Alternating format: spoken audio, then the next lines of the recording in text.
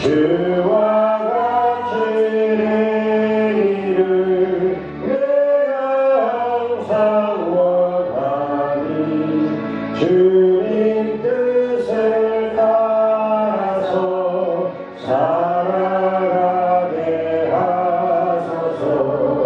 주 은혜로 흐른다 말씀 위에 붙대서 영원 무궁함으로 주와 함께 살리라.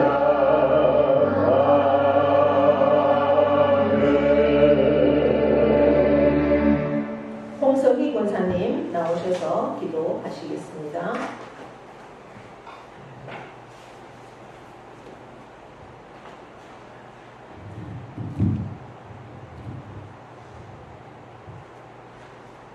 거룩하신 하나님 아버지 은혜를 감사합니다. 무더운 일기 가운데 세상길 가지 않게 하시고 귀한 예배 자리로 함께 하게 하시니 감사합니다. 저는 한 주간 삶을 살 때에 주님의 인도하심에 살고자 노력하였습니다. 그러나 여러 가지로 교만한 마음으로 살 때도 있었습니다. 아버지 뜻하지 않은 장막비로 인해 어려움에 처해 있는 우리 이웃들도 있습니다. 지금부터라도 좋은 일기를 주셔서 장막비로 고통받는 이웃들이 없게 하여 주시옵소서. 아버지 저희 공공수교교회를 이끄시는 주님 이 지역에 크신 뜻이 계셔서 교회를 세워주실 줄 믿습니다. 아버지 뜻을 이루어가는 교회가 되게 인도해 주시옵소서. 아버지 하나님이 세우신 사자 목사님 말씀 전하실 때 신령한 능력과 성령으로 충만케 하시옵소서. 그래서 주의 영광이 드러나게 하시옵소서. 모든 말씀 감사하며 하나님 많으신 우리 주 예수님 이름으로 기도합니다.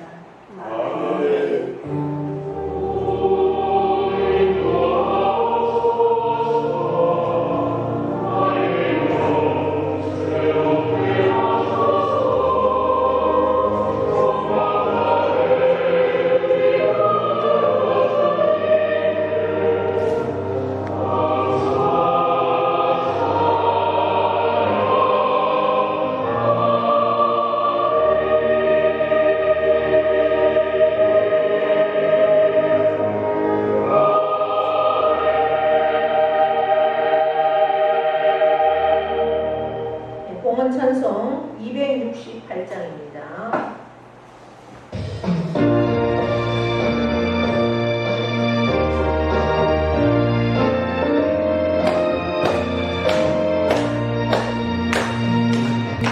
그 주의 복음을 전할지로 고연했던 주의 은혜를 나나나 내게 찬송주니 참 놀라운 능력이로다. 주의 보혈 영광이 또다. 주의 피 주의 보혈 그 어린 영에 매우 대전되어라. 하나님 앞에 봉헌기도 올려드립니다. 천지 만물을 말씀으로 창조하시고 지금도 살아 계셔서 모든 역사를 주관하시며 우리 한 사람 한 사람의 생사화복까지도 주관하시는 하나님 아버지, 그 하나님을 나의 아버지로 모시고 그 하나님의 모든 뜻이 나에게서 이루어지기를 원하고 또한 그 하나님 아버지께서 인도하시고 역사하신 가운데 우리가 날마다 감사하며 주님과 동행할 수 있는 복된 은총 주심을 감사합니다. 우리의 삶 가운데 주님이 나의 주인 대신에 참으로 감사를 드리며 우리의 삶의 순간순간 우리에게 허락하신 모든 환경들, 일터들 하나님의 은혜요 하나님께서 인도하심을 감사하며 우리의 삶의 목적이 참으로 하나님의 영광을 선포하는 것임을 알기에 우리의 모든 삶의 것을 하나님의 것으로 믿으며 또한 그 믿음의 고백으로 신앙의 고백으로 올려드리는 귀한 10의 1조를 하나님께서 받아주시고 또한 그 믿음을 보시고 믿음대로 되어지는 놀라운 역사들을 경험하는 귀한 영혼과 아버지 그 모든 삶이 되어지게 역사하시고 인도하여 주실 것을 믿습니다. 선교 예물을 드리며 감사의 조건들을 따라서 올려드리는 귀한 감사 예물을 기억하시고 또한 맥주 감사 예물을 올려드리는 손길까지 일일이 기억하여 주셔서 아버지 하나님의 뜻이 이 땅에 이루어지며 우리의 모든 삶이 하나님 안에서 감사로 풍성한 그러한 삶으로 날마다 경험되어지도록 역사하시고 인도하여 주실 것을 믿습니다.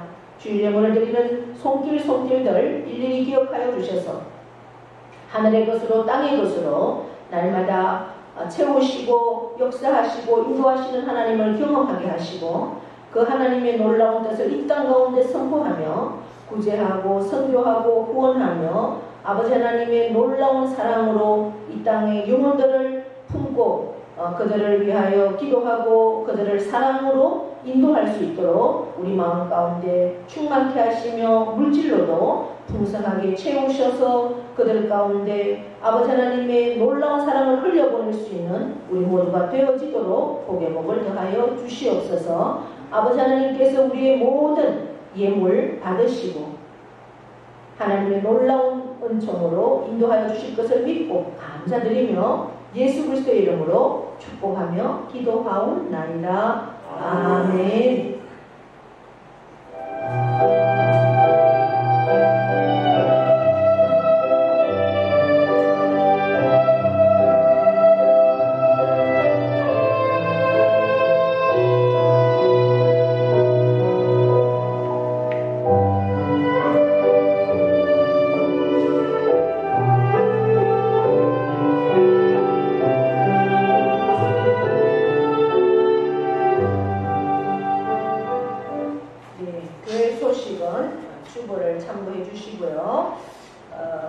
이제 또 다시 장마가 온다고 합니다. 여러분들 잘 안전관리하시고 또 이 무더운 여름철 우리 영혼도 또 육신도 강건하게 잘 관리하셔서 이 여름 잘 지나갈 수 있도록 하나님 안에서 그렇게 강건하게 지낼 수 있기를 바랍니다. 네. 성경 말씀 보겠습니다. 로마서 2장 17절에서부터 마지막 29절까지.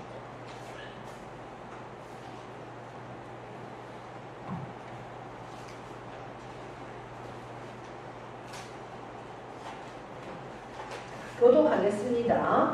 유대인이라 불리는 내가 율법을 의지하며 하나님을 자랑하며 율법의 교훈을 받아 하나님의 뜻을 알고 지극히 선한 것을 풍부하며 맹인의 길을 인도하는 자요 어둠에 있는 자의 빛이요 율법에 있는 지식과 진리의 모범을 가진 자로서 의사는 자의 교사이고 너희 사이의 선생이라고 스스로 믿으니. 그러면 다른 사람을 가르치는 내가 내 자신은 가르치지 아니하느냐? 도둑질하지 말라 선포하는 너가 도둑질하느냐? 간음하지 말라 말하는 내가 간음하느냐? 우상을 나중히 여기는 내가 신전 물건을 도둑질하느냐? 율법을 자랑하는 내가 율법을 범함으로 하나님을 욕되게 하느냐? 기록된 바와 같이 하나님의 이름이 너희 때문에 이방인 중에서 호복을 받는도다. 내가 율법을 행하면 할례가 유익하나 만일 율법을 범하면 내 할례는 무할례가 되느니라. 그런즉 무할례자가 율법의 규례를 지키며 그 할례와 같이 여길 것이 아니냐. 또한 본래 무할례자가 율법을 온전히 지키면 율법 조문과 할례를 가지고 율법을 범하는 너를 정죄하지 아니하겠느냐.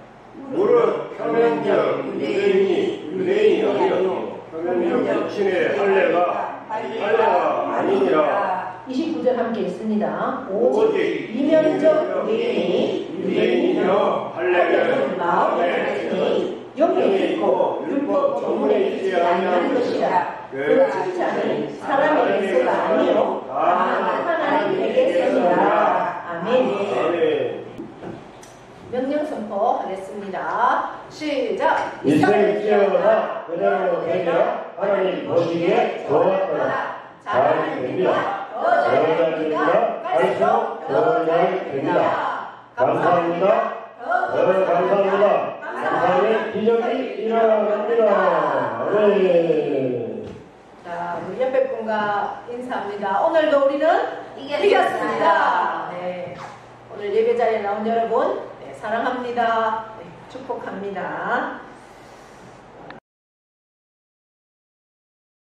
혼자 읽어가지고 도저히 무슨 말인지 모르겠죠. 네, 굉장히 어렵게 느껴지는 로마서입니다.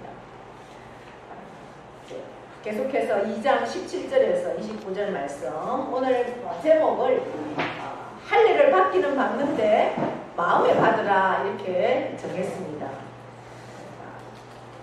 중국이 서방 세계를 향해서, 지금은 중국의 문이 활짝 열려 있지만 열려지기 전에 미국에서 한 중국 스파이가 체포되었습니다. 여러 해 동안 미국의 그 정보기관에서 일하면서 완전한 미국인 행세를 했던 그런 사람입니다. 생김새도 서양 사람에 가깝게 그렇게 생겼고 영어를 굉장히 유창하게 구사를 했다고 합니다. 그리고 이렇게 미국인들이 쓰는 그런 제스처도 굉장히 이렇게 쓰면서 아주 미국인처럼 그렇게 행세를 했는데 이상하게 그걸 좀 수상하게 여겼던 한 정보 요원이 그를 계속 이제 관찰을 했습니다. 어느 날 함께 이제 유럽에 출장을 이제 가게 되었습니다. 버스를 이렇게 타고 가면서 그 곁에서 휘파람으로, 미국인들은 휘파람으로 이렇게 노래를 잘 부릅니다. 미국 국가를 휘파람으로 불렀다고 합니다. 그런데도 그 요원이 아무런 반응이 없더라는 거죠. 미국인들은 특별히 국가를 굉장히 사랑한다고 합니다. 특별히 그 나라 국가. 근데 아무 반응이 없어서 뭔가 좀 수상하다라는 생각을 하고 다시 이제 어떤 국가를 했느냐, 중국 국가를 휘파람으로 불기 시작을 했다고 합니다. 그랬더니 뭔가 좀 쳐다보더라는 거죠. 그리고 한번 눈을 같이 마주치고 계속해서 휘파람으로 중국 국가를 부르니까 이 사람이 발로, 미국 국가를 부를 때는 가만히 있던 사람이 발로 막 장단을 맞추더라는 거죠. 그래서 확신을 했다고 합니다. 이놈이 중국 스파이구나. 예. 그래서 완전하게 정말 미국인처럼 가장을 했지만 그러나 이 사람의 그 몸속에는 어떤 피가 흐르고 있다는 거죠? 중국인의 피가 흐르고 있다는 거죠. 그래서 중국의 리듬이 살아있기 때문에 그 속에 미국 국가를 휘파람으로 부를 때는 아무 반응이 없었지만 중국 국가를 휘파람으로 부르니까 이렇게 발로 장단을 맞추고 몸이 반응을 하더라는 거죠. 그래서 이제 이 사람을 스파이구나 이렇게 하고 체포하는 계기가 되었다고 합니다. 이 사람이 미국인으로 아무리 가장을 하고 그렇게 행세를 했지만 미국인이 될 수가 없었죠. 왜 그럴까요? 미국인으로 태어나지 않았기 때문에 그렇습니다. 미국인처럼 아무리 행동을 해도 그가 미국인으로 태어난 사실이 없기 때문에 미국인은 될 수가 없다는 거죠. 오늘 우리가 읽은 이 본문에서도 그러한 내용이 있다는 겁니다. 이러한 생각을 가지고 말씀을 들으면 아마 이해가 될 것입니다. 우리는 다른 사람들이, 우리 자신이 나는 그리스도인이다, 나는 교인이다 라고 생각을 하고, 다른 우리 주위의 사람들도 우리는 저 사람은 교인이다 이렇게 생각을 하고 그렇습니다. 그런데 우리가 아무리 나는 그리스도인이다, 나는 교인이다 라고 생각을 하고 그렇게 행동을 한다 할지라도 내가 진정으로 그리스도인으로 말씀으로 다시 태어났는가 하는 것을 우리가 생각해야 한다는 것. 예수님께서도 밤에 니고데모가 예수님을 찾아왔을 때 뭐라고 합니까? 거듭나지 아니하면 하나님 나라에 들어갈 수가 없다 이렇게 말했습니다. 거듭난다는 것은 몸속에 어머니 몸속에 들어가서 다시 태어나는 육체적인 것을 얘기하는 것이 아니라 영적으로 거듭나야 한다라고 말씀하고 있는 거죠.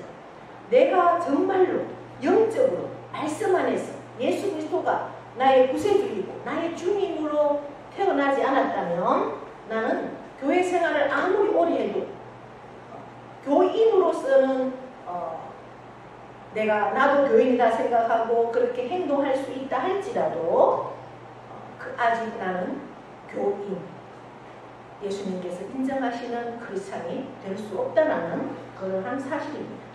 내 속사람이 진정한 교인인가? 그리스도인인가? 정말 그리스도의 그 생명, 예수 그리스도가 나의 생명이 되시는가?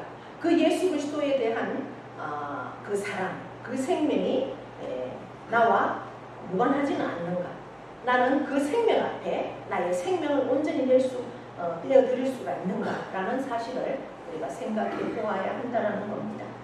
그래서 오늘 본문에서 사도 바울은 누가 진정한 유대인이냐라는 중대한 문제를 제기하고 있습니다. 오늘 28절, 29절에 결론이죠. 결론을 이렇게 내립니다. 28절, 29절입니다. 무릇 표면적 유대인이 아니다. 표면적 유대인은 어떤 유대인을 말할까요? 표면적, 겉으로 드러나는 유대인. 그 행세만 하는 유대인은 유대인이 아니다. 그러면 어떤 유대인이 유대인이냐? 표면적 육신의 할례가 아니다. 여러분 할례는 다 아시죠? 할례는 성기의 표피를 잘라서 행위를 나타내는 거죠. 그러한 행위 할례, 육신적인 할례가 아니다라는 겁니다. 그러면 어떤 유대인이 진정한 유대인이고 어떠한 할례가 진정한 할례일까? 29절에 그 답을 말하고 있습니다. 함께 읽어보겠습니다. 오직 이면적 유대인이 유대인이며 할례는 마음의 갈증이 영에 있고 율법 조문에 있지 아니한 것이라. 그 칭찬이 사람에게서가 아니요 다만 하나님에게서니라. 아멘. 표면적이라는 것은 겉으로 나타난 것이라 했습니다. 그러면 그러한 겉으로 나타난 유대인의 모습 그것 가지고는 진정한 유대인이 아니다. 그러면 어떤 유대인이 유대인이냐? 이면적 유대인이 유대인이다. 이렇게 말씀하고 있습니다. 이면적이라는 것은 내적인 거죠. 내 마음속에서부터 어떠한 생각과 어떠한 사고가 또 무엇이 나의 생각의 기준이 되어 있는가라는 거죠. 그래서 밖으로 드러나 있는 외관상의 모습만 가지고는 유대인을 할 수가 없다. 그래서 유대인들은 종교적인 특권을 가지고 있다. 우리가 지난 시간에도 제가 말씀을 드렸죠. 특별한 선민이다. 아브라함으로부터 받은 선택. 그래서 그 특권에 굉장히 집착하고 있다. 특권에만 집착하지 의무는 그들이 감당을 하려고 하지 않는다라는 말씀을 지난 시간에 드렸습니다. 그래서 오늘 본문에도 유대인이 자랑하는 그 종교에 대한 특권에 대해서 열거하고 있습니다. 17절부터 쭉 열거하고 있죠. 그들이 유대인이라는 사실에 대해서 굉장한 자부심을 가지고 있는데 유대인이다라고 말할 때 서양에서 특히 미국에서는 메시아닉 주 이렇게 말합니다. 주라는 말은 일종의 욕이거든요. 굉장히 폄하된. 그래서 그럼에도 불구하고 유다라는 단어의 뜻은 매우 아름다운 뜻을 가지고 있습니다. 유다는 야곱의 몇 번째 아들입니까? 네 번째 아들이죠. 그 유대인, 유다의 단어의 뜻은 찬양이라는 뜻입니다. 하나님을 찬양하는 사람, 하나님을 찬양하는 백성들 이런 뜻이죠. 그래서 유대인이라는 그 자부심이 굉장한 사람들이 유대인이죠.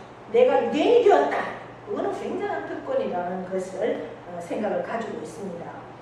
모세가 시내산에서 받아온 그 율법, 토라, 그것을 자기들 삶에 굉장히 소중하게 여기고 규범이 되고, 그래서 이마에 그리고 손목에 그 다음에 집 드나드는 문설주에 항상 그 말씀을 가지고 다니면서 암송하고 묵상하고 읽고, 그러나 삶은 어떤가? 우리 주님은 계속해서 삶을 말하고 있다는 사실입니다. 너희가 말씀을 가지고 있으면 뭐해? 너희가 유대인이라는 특권을 가지고 있으면 뭐해? 너희가 그 율법을 그렇게 가지고 있으면 뭐해? 그것이 중요한 게 아니야. 그것을 매일 들으면 뭐해? 성경을 매일 읽으면 뭐해? 말씀을 매일 들으면 뭐해? 너희가 삶으로 살아내느냐? 계속해서 바울은 그것을 말씀하고 있는 거죠. 표면적 유대인, 겉으로 너희가 예배를 드리고 말씀을 읽고 그것이 중요한 게 아니라 그 예배를 드렸다면, 그 말씀을 읽었다면 너희가 그 말씀대로 사느냐, 그것이 중요하다라고. 그것이 진정한 유대인이고 그것이 할 일을 받은 자의 모습이다라고 그렇게 말씀하고 있습니다. 18절에도 뭐라고 말씀하고 있습니까? 하나님의 뜻을 알고 지극히 선한 것을 분간해라, 이렇게 말씀하고 있습니다. 하나님이 기뻐하시는 뜻을 정확히 알아야 한다. 그래서 지극히 선한 것을 좋게 분간해라. 선은 무엇이고 악은 무엇인가, 그것을 분간을 해서 선한 그러한 삶을 살아야 한다라고 말씀하고 있습니다.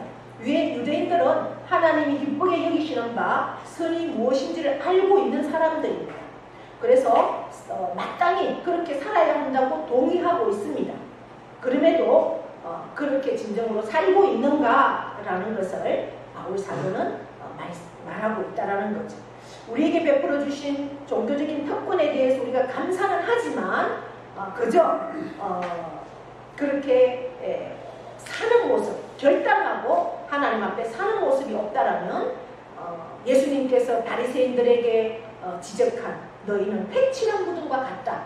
그럴듯한 삶은 보이지만 그 속에는 죽은 성장이 있는 그러한 무덤과 같다라고 그렇게 예수님이 얼마나 바리새인들을 꾸짖었습니까? 그러한 모습이 우리의 모습과 같다는 거죠. 내가 아무리 예배를 드려도, 내가 말씀을 아무리 읽는다고 해도 그 말씀대로 살아내지 못한다면 너희는 바리새인과 같다라고 오늘 말씀하고 있습니다.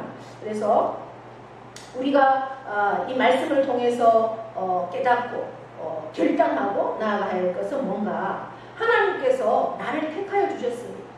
내가 하나님을 사랑해서 택한 것이 아니라 나를 택하여 주시고 나를 구원해 주시고 나를 거듭나게 하시고 나를 하나님을 아버지라고 부르는 하나님의 자녀가 되게 하신 이유, 그리고 예수 그리스도를 나의 구세주, 나의 주님으로 고백하게 하신 이유가 뭘까? 그것을 우리가 생각해야 한다는 거죠. 하나님께서 그러한 특권을 나에게 주셨다면 내게 하나님은 기대하는 분명한 하나님의 기대가 있을 것이라는 거죠. 그것은 나의 삶을 통해서 하나님께서 나에게 기대하는 그 하나님의 기대를 우리가 삶으로 살아드려야 한다라고 오늘 사도 바울은 우리에게도 말씀하고 있습니다. 하나님의 백성으로 우리가 선택함을 받았고 하나님의 놀라운 은혜 가운데 우리가 감사하면서 살고 있다면 하나님께서 내게 기대하시는 그 삶을 우리가 드려야 한다라고 말씀하면서 오늘 말씀을 통해서 유대인들에게 그 표면적 신앙의 자리에만 머물면 안 된다. 그러면 어떻게 해야 되느냐? 첫 번째로 너희가 종교적인 그 특권에 거기에서만 머물지 말고 의무를 행해야 한다, 이렇게 말씀하고 있습니다. 그러면서 또 뭐라고 말하고 있습니까? 21절에 보면 타인을 가르치는 일에는 열중하고 있으면서도 자신을 가르치는 일에는 실패하고 있다라고 이렇게 말하고 있죠. 율법도 가지고 있고 그 율법에 대한 지식도 가지고 있고 그러면서 소경을 인도하고 또 교사로 남을 가르치는 일에는 열심이고 잘하지만 그러면 정작 그 가르침을 너 자신에게는 얼마나 그 말씀을 가지고 가르침을 받고 그 가르침대로 사느냐, 이것을 지적하고 있다는 겁니다. 그러면서 어리석은 자를 깨우쳐 가르치는 교사, 어린아이의 선생은 되어서 스스로가 내가 스승이다 라고 자부하면서도 너 자신은 얼마나 가르치느냐, 그렇게 지적하고 있습니다. 우리가 남에 대해서는 굉장히 기대를 하죠. 남에 대해서는. 그리고 기대도 하면서 남은 굉장한 잣대를 가지고 비판합니다. 그런데 그 남을 비판하는 일에는 우리가 굉장히 엄격하면서도 나 자신을 비판하는 데는 굉장히 관용한다는 거죠. 다른 사람의 그 부정적인 행동, 이런 것을 보면 얼마나 우리가 규탄하고 그렇게 합니까? 그런데도 자기 자신에게는 그것이 당연한 권리다, 이렇게 변명하는 우리들의 모습을 볼 수 있다는 거죠. 남이 성적인 부정을 행하면 얼마나 거기에 대해서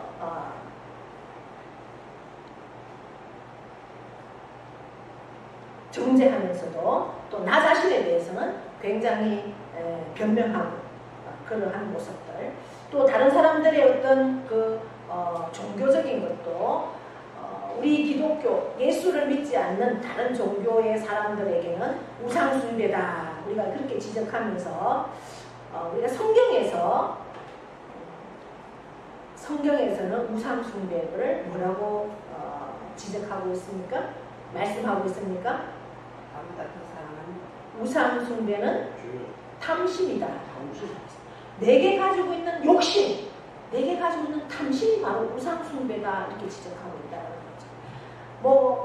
다른 어떤 달을 보고 그 부처상에 가서 마리아상에 가서 절하고 하는 그것만이 우상숭배가 아니라 외형적인 내 속의 탐심, 내 욕심 때문에 하나님을 말씀을 제대로 살아내지 못하는 그것이 우상숭배다라고 성경은 말하고 있다는 겁니다. 그런데 그 말씀 앞에 우리가 정말 내가 입각해서 살고 있는가, 그 말씀을 그냥 스쳐 지나가는 겁니다. 네. 아무런 생각 없이. 성경을 모르는 이웃 사람들은 우리가 비판하면서도 성경대로 살지 못하는 나 자신은 우리가 얼마나 비판하고 있는가, 나 자신을 가르쳐야 한다라고 오늘 사도 바울은 말하고 있습니다. 그래서 남을 가르치는 자여 너 자신을 가르쳐라 라고 말씀하고 있다는 거죠. 성경에서도 다윗처럼 하나님 앞에 칭찬받은 사람이 있겠습니까? 그죠? 다윗은 내 마음이 합한 자다. 우리가 하나님 앞에 야 홍건사야 넌 내 마음이 합한 자다, 이렇게 말하면, 그런 말을 듣는다면 뭐 더 이상의 어떤 기쁨이 있겠습니까? 최고죠. 그런데 그 다윗도 욕심이 있었다는 거죠. 그래서 자기 부하, 전쟁에 나가 있는 부하의 아내를 탐했죠. 그것을 감추려고 우리아를 그 전쟁 중에 우리아만 특별히 휴가를 불러들이고 자기 아내와 동침을 하게 만듭니다. 근데 이 우리아는 너무나 충신이라서 다른 내 모든 동료들이 지금 전쟁 중인데 나만 어떻게 내 아내와 동침을 할 수 있느냐, 나는 그렇게 할 수 없다. 그랬더니 결국은 다윗은 이 우리아를 어떻게 합니까? 가장 최전선에 보내서 적전지에 보내서 죽게 만들죠. 그 일을 나단 선지자가 그 다윗 앞에 와서 다윗을 고발합니다. 어떻게 하고 있습니까? 왕이시여, 아주 부잣집의 종은, 부자는 없는 게 없죠. 양, 소 없는 게 없는데 그 자기 집의 종은 겨우 이제 양 한 마리 있는데 어느 날 손님이 와서 대접을 해야 되는데 자기 집에 그 많은 거는 안 하고 종이 가지고 있는 그 양을 잡아다가 대접을 하는 이러한 모습이 있다고 이렇게 하니까 이만 다윗이 막 놀래가지고 아니 그런 놈이 어디 있느냐고 당장 잡아와라. 예, 그랬죠. 그런데 나단 선지자가 뭐라고 합니까? 바로 그 사람은 왕이십니다. 완전 생명을 내어놓고 그러한 이야기를 합니다. 그때 다윗은 그 음성을 누구의 음성으로 듣습니까? 선지자의 음성이 아니라 하나님의 음성으로 듣습니다. 그리고 철저하게 그 부분에 대해서 하나님 앞에 회개합니다. 시편 51편에는 얼마나 그 다윗이 이 부분에 대해서 회개했느냐, 침상이 썩도록 그렇게 울고 울어서 하나님 회개했다고 그렇게 기록하고 있습니다. 아마 그 회개로 인해서 다윗이 여러 아들이 있었죠. 부인이 많으니까 여러 아들이 있었지만 이 우리아의 몸에서 난 밧세바의 몸을 빌려서 난 첫째 아들은 하나님께서 데려가셨습니다. 죽임을 당했지만 그 둘째 아들 솔로몬이 결국 다윗의 왕위를 차지하죠. 아마 하나님은 말씀을 몰라서 못 지키는 경우도 있을 테고 알지만 안 지키는 경우도 있을 거죠. 그렇다면 하나님은 그 말씀을 알았다면 철저하게 하나님 앞에 회개하고 그 말씀대로 살 때 하나님께서는 놀라운 보상으로 복으로 함께 하신다는 사실을 이 말씀을 통해서 너무나 잘 알고 있다는 겁니다. 이 말씀을 가지고 사도 바울은 이 로마에 있는 교인들 다 교인에게 말하는 겁니다. 지금 저와 여러분에게도 똑같이 적용되는 말씀이라는 거죠. 그래서 그 말씀 앞에 우리는 가르치는 자가 아니라 나 스스로도 가르침을 받는 그러한 자가 되어야 한다라고 우리에게 말씀하고 있습니다. 그러니까 우리의 신앙이 겉으로 드러나는 교회에 오는 그러한 모습으로 만 머물러 있고 성숙한 하나님 안에서 하나님께서 기대하시는 진정한 삶의 모습이 나타나고 있지 못하는 일에는 남은 가르치면서도 나 자신은 가르치지 못하는 것에 있다라고 사도 바울이 오늘 지적한 이 말씀 앞에 저와 여러분이 그 말씀 앞에 더 겸손히 그리고 철저하게 다시 한번 회개하고 그 말씀 앞에 살아드리는 저와 여러분 되기를 원합니다. 네. 그러면서 세 번째는 또 뭐라고 말씀을 합니까? 우리가 그 신앙의 상징에는 애착을 갖고 있지만 그 내용에는 무관심하다 이렇게 말합니다. 그것이 바로 뭐냐 하면 할례라는 거죠. 할례. 유대인들이 나는 하나님의 백성이다라는 것을 나타내는 대표적인 종교적 행위가 상징이 뭐냐? 할례입니다. 할례. 할례가 뭔지는 제가 서두에서도 말씀드렸지만 다 알잖아요. 그래서 유대인들은 이방인들에게 어떤 욕을 합니까? 할례 받지 못한다. 이런 얘기를 합니다. 우리가 다윗과 골리앗의 싸움에서도 다윗이 왜 열을 받았습니까? 형들의 도시락을 전쟁터에 가지고 갔을 때 다윗이 열을 받고 나간 그 골리앗 앞에 나간 이유가 있습니다.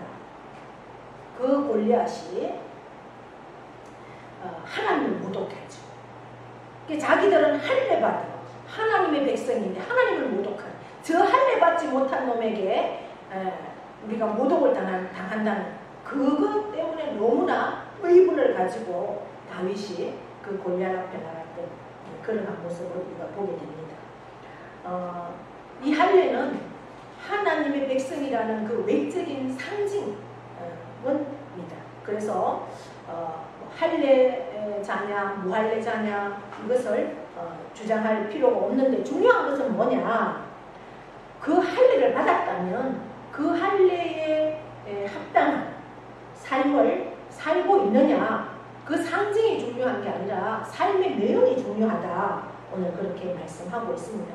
구약성경에서도 주님께 그 할례를 명하실 때 할례의 진정한 의미는 외적인 상징에 있는 것이 아니고 내용에 있다라고 강조하고 있습니다. 예레미야 4장 4절에 뭐라고 기록을 하고 있습니까? 유대인과 예루살렘 거민들아 너희는 스스로 할례를 행하여 너희 마음 가죽을 베고 나 여호와께 속하라. 그렇지 아니하면 너희 행악을 인하여 나의 분노가 불같이 사르리니 그것을 끌 자가 없다. 외적인 상징적인 모습만이 중요한 게 아니라 너희가 할례를 받은 자라면 마음의 가죽도 베라는 거죠. 몸의 표피만 베는 게 중요한 게 아니다. 마음의 가죽도 베라. 그러니까 할례는 피부의 가죽을 베는 사건인데 성경은 피부의 가죽을 베었다면 이제 마음의 가죽도 베라. 오히려 피부의 가죽을 베기 전에 마음의 가죽을 베라 이렇게 강조하고 있다는 겁니다. 너희들 마음이 진심으로 하나님을 향하고 있다라면 그 하나님께 속하고 있다라면 그러면 그 하나님의 말씀 앞에 온전함으로 서야 한다라고 그렇게 말씀하고 있습니다. 우리들의 모습도 살펴보면 우리가 교회에 나오면 가장 먼저 이제 우리가 신방을 하죠. 그 가정을 신방을 합니다. 요즘은 도시교회는 신방하는 거 굉장히 쉽지 않습니다. 왜냐하면 가정을 오픈하지 않습니다. 그래서 신방을 거의 못하는데 우리가 기존 우리 한국 교회에서는 등록을 하고 그러면 정식 교인이 되면 가정에 신방을 하죠. 그리고 뭘 합니까? 가장 외적으로 나타내 보이는 게 뭘까요? 교패를 붙이죠. 여러분들 집에도 다 교패가 붙어 있죠. 대문에 아파트 현관문이라든지 또 주택이면 집 대문에 교패를 붙이고 그 모습으로 이제 이 집은 이 가정은 예수님을 믿는 가정이다라는 상징이죠. 상징. 그러면 그거 붙였다고 이제 그 집이 완전한 교인이 되겠습니까? 이제 시작이죠. 시작이죠. 그러나 그것이 상징이 될 수는 있습니다.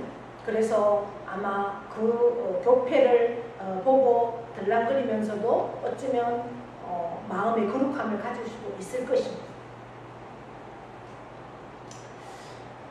그런데 그것은 상징이고 이제 내 삶의 내용이 중요하다.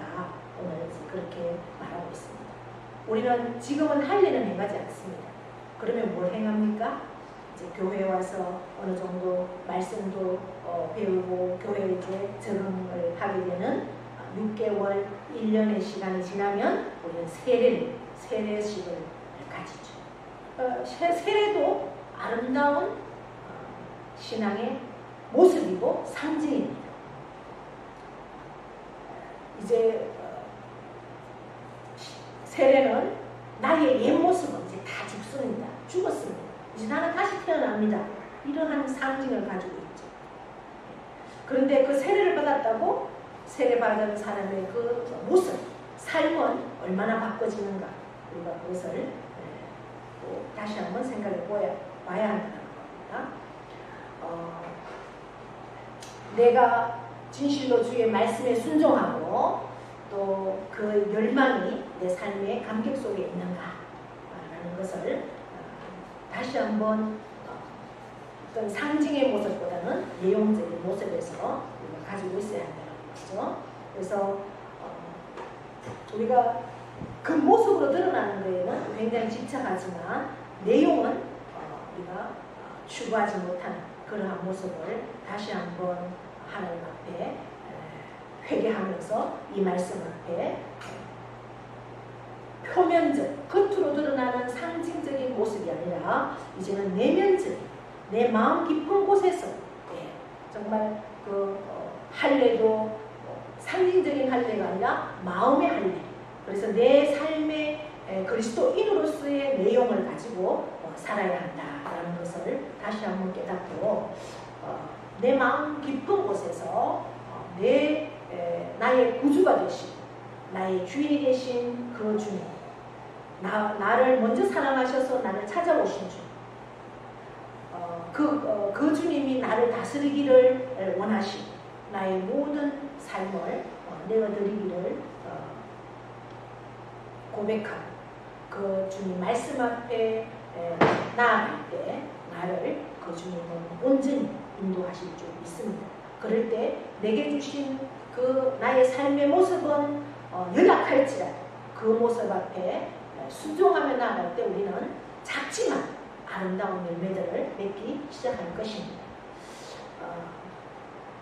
분명히 내 안에 예수 그리스도는 살아 계십니다. 할렐루야. 교인의 모습인지 아니면 내 마음 깊은 곳에 하나님 말씀을 품고 그 말씀대로 살아내기를 날마다 결단하며 나아가는 그러한 이면적 그리스도인인지 내가 진실로 하나님 안에서 상징적인 할례를 받았다면 이제는 내 마음 가운데도 내 마음 속의 표피도 베어낼 수 있는 그러한 결단을 할 수 있도록 은혜 베풀어 주시기를 원합니다. 주님 앞에 우리가 설 때에 참으로 하나님 앞에 우리는 어떠한 열매를 가지고 설 수 있는지를 다시 한번 깨닫게 하시고 두렵고 겸손함으로 설 수 있는 우리의 삶이 될 수 있도록 인도하여 주시옵소서. 감사드리며 예수님의 이름으로 기도하옵나이다. 아멘. 함께 일어나셔서 결단의 장소 세상의 유혹 시험이 내게 올라올 때에 나의 힘으로 그것들 모두 이길 수 없네. 거대한 폭풍 가운데 위축된 나의 영혼 어찌할까를 몰라 헤매이고 있을 때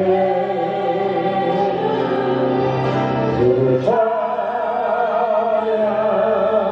손을 들고 찬양 전쟁은 나에게 속한 것 아니니 그 찬양 손을 들고 찬양 전쟁은 하나님께 속한